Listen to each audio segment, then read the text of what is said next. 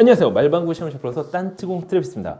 오늘은 국내 중소기업에서 출시한 그것도 고사양 게이밍 노트북을 준비해봤습니다. 국내 노트북 시장에서 중소기업으로 살아남기가 어려운 게 현실인데요. 마진은 적고 경쟁 모델은 많기 때문입니다. 그럼에도 주연테크에서 고사양 게이밍 노트북 시장에 출사표를 던졌습니다. 이미 화제가 돼서 더 잘 알고 있을 거라 생각이 되는데요. 리오나인 LT27S 노트북이 그것입니다. 10세대 i7 프로세서 RTX 2070 슈퍼, 거기에 17인치 디스플레이를 탑재한 게이밍 노트북. 과연 주연테크에서 새롭게 출시한 고사양 게이밍 노트북은 어느 정도의 성능을 보일까요?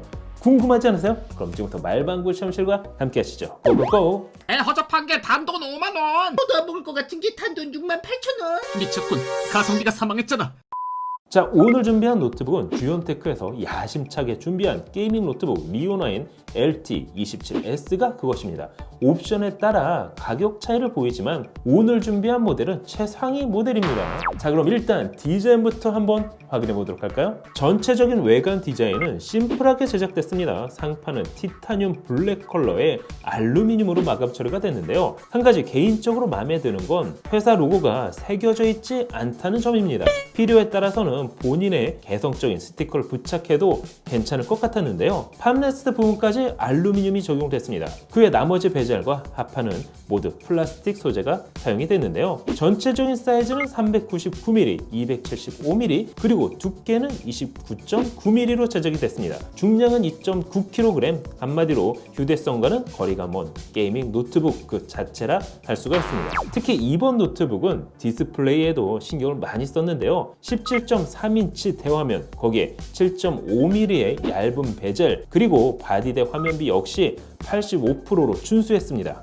이로 인해 사용자의 몰입도를 높일 수 있어 보였는데요. 패널은 144Hz를 지원하는 LG IPS 패널이 탑재가 됐습니다. 최대 밝기 300니트, 거기에 sRGB 사경 역시 100%를 지원하고 있어 게임은 물론 영상을 편집하기에도 괜찮아 보였습니다. 디스플레이와 바디를 연결해주는 힌지 또한 상당히 튼튼하게 제작이 됐는데요. 키보드는 넘버패드가 포함된 배기키 풀사이즈 규격, 거기에 게이밍 노트북인 만큼 14컬러 커스터마이징이 가능한 백라이트가 적용이 됐습니다. 키감도 평범하고 당연히 물리적인 사이즈가 크다 보니 전반적으로도 만족스러웠는데요. 하지만 오른쪽 시프트 키가 좀 작은 건 아쉽게 느껴졌습니다. 사실 이 정도 사이즈면 굳이 작게 만들 이유도 없어 보였기 때문인데요. 터치패드는 평범한 수준입니다.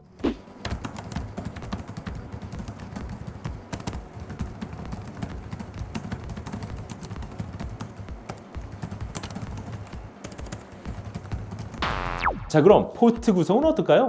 일단 전면 아래에는 화려한 LED 인디케이터와 함께 UHS-2 규격의 SD 카드 리더기가 위치하고 있습니다. 왼편에는 켄싱턴 락, 통풍구, USB 3.2 Gen 1 타입 A 포트, 오디오 및 마이크 포트가 위치하고 있습니다. 반대편에는 USB 3.2 Gen 1 타입 A 포트, 그리고 심지어 썬더볼트 3까지 지원하고 있는데요. 이미 고사양 그래픽이 탑재된 노트북이지만 썬더볼트 3를 통해 확장성까지 열어놨습니다. 그리고 대부분의 포트는 후면부에 자리하고 있는데요. 이런의 포트, 풀사이즈 HDMI 2.0 포트, 미니 DP 1.4 포트, USB 3.2 Gen 2 타입 C 포트, USB 3.2 Gen 1 타입 A 포트, 그리고 전원 포트로 구성이 되어 있습니다. 포트 구성은 솔직히 마음에 들었는데요. 거기에 외부 모니터와 연결이 필요할 경우 총 3개의 멀티 디스플레이를 사용할 수 있습니다. 데스크탑 대용으로 붙박이로 이 제품을 놓고 사용하시는 분들이라면 이 점은 충분히 장점이 될 수가 있겠죠. 배터리는 요즘 찾아보기 힘든 분리형 배터리로 62WC를 지원합니다. 노트북 사이즈 대비 배터리 용량은 아쉽지만 게이밍 노트북에서 배터리는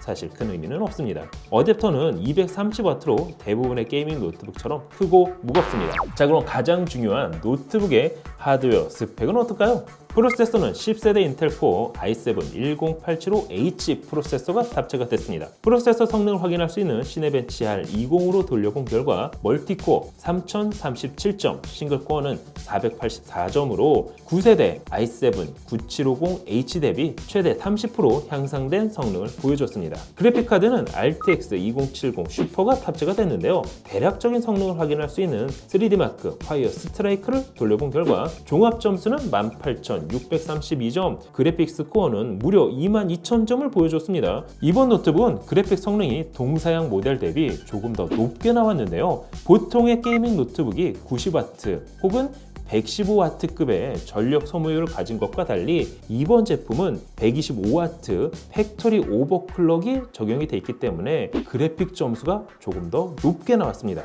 물론 그로 인해 얻는 것도 있지만 잃는 것도 분명한데요. 참고로 얻는 건 당연 높은 퍼포먼스, 하지만 잃는 건 조금 이따 말씀드리도록 하겠습니다. 뿐만 아니라 최근 게이밍 고사양 노트북들이 적용하고 있는 먹시드 회로를 적용해 논 옵티머스 설정도 가능했는데요. 쉽게 말해 거의 100% 그래픽카드의 성능을 온전하게 뽑아낼 수 있다는 말입니다. 이 기능은 기본으로 제공이 되고 있는 컨트롤 센터에서 쉽게 설정할 수가 있습니다. 그 외 램은 기본 DDR4 2933MHz를 지원하는 16GB가 탑재가 됐습니다. 최대 64GB까지 확장이 가능한데요. 스토리지는 삼성 PM981 512GB NVMe SSD가 탑재가 됐습니다. 추가로 1개의 NVMe SSD 슬롯과 SATA3 규격의 슬롯을 제공하고 있어 확장성 면에서도 상당히 훌륭했습니다. 거기에 최신 노트북답게 와이파이 6, 블루투스 5.0 기술 역시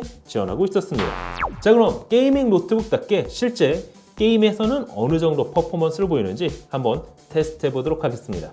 게임은 총 3개를 돌려봤습니다. 첫 번째 배틀그라운드를 테스트 해봤습니다. 울트라 옵션 기준 평균 90에서 120프레임 정도를 보여줬는데요. 당연히 오버클럭까지 적용된 그래픽카드를 탑재한 만큼 우수한 프레임을 보여줬습니다. 다만 아까 말씀드린 잃는 부분이 바로 여기서 나오는데요. 바로 온도입니다. 프로세서는 무려 95도에서 99도를 오갔습니다. GPU 온도 역시 86도로 동급 대비 높은 온도를 보여줬는데요. 그러다 보니 일정 시간이 지나 발열을 통한 스로틀링이 발생했습니다. 다만 워낙 고사양의 스펙이다 보니 스로틀링을 성능으로 그냥 눌러버리는 느낌이라고 할까요? 하지만 일부 구간에서는 프레임 드랍 현상은 피할 수가 없었습니다. 5개의 히트 파이프, 쉬운 2개의 날개를 가진 듀얼 쿨링 시스템을 적용하고 열 전도성이 높기로 유명한 YPS6 서멀 구리스를 추가적으로 도포해서 출고하고 있다고는 나와 있지만 발열을 완벽하게 해소하기에는 무리가 있어 보였는데요. 이 점은 구매 전 참고해 주시기 바랍니다. 두 번째로 콜 오브 듀티 워존을 울트라 옵션으로 플레이 해봤습니다. 울트라 옵션 기준 평균 70에서 100프레임을 오갔는데요. 온도 자체는 평균 CPU, GPU 온도 80에서 85도 사이로 오히려 배그보다 발열이 좀 덜했습니다. 게임하는 데는 역시나 문제는 없어 보였는데요. 마지막 게임은 RTX 성능 측정할 수 있는 섀도우 오브 툼레이더를 플레이 해봤습니다. 옵션은 울트라, 비교를 위해 레이트 레이싱 기능을 활성화한 상태와 끈 상태에서 각각 벤치마크를 돌려봤습니다. 먼저 레이트 레이싱을 비활성화한 환경에서 평균 90프레임을 유지했습니다. 그리고 레이트 레이싱을 활성화한 환경에서는 평균 87프레임을 유지했는데요. 역시나 고사양 게임을 구동하기에 부족함이 없는 수준이라 할 수가 있습니다. 전체적으로 게임을 하는데 큰 지장은 없었지만 플레이하는 시간이 점점 길면 길수록 간헐적인 프리징 현상이 발생했습니다. 실구매를 하실 분들은 이 부분을 꼭 확인해 보셔야 될 것 같은데요. 좀 더 고성능의 썸멀 구리스, 썸멀 패드 등을 통한 보강 작업을 한다면 좀 더 원활한 사용이 가능할 것으로 생각됩니다. 자, 어떠세요? 오늘은 주연테크에서 출시한 고사양 게이밍 노트북 리오9 LT27S에 대해서 확인을 해봤는데요. 17.3인치 대화면과 고사양, 거기에 썬더볼트 3 및 업그레이드와 확장성까지 170만원 동급에서는 찾아보기 어려운 스펙이었습니다. 확실히 발열만 좀 잡을 수 있다면 정말 흠잡을 데 없는 노트북이었는데요. 다음에는 좀 더 고사양의 썸멀 구리스와 썸멀 패드를 통해서 발열을 잡을 수 있는지 직접 한번 테스트 해보도록 하겠습니다.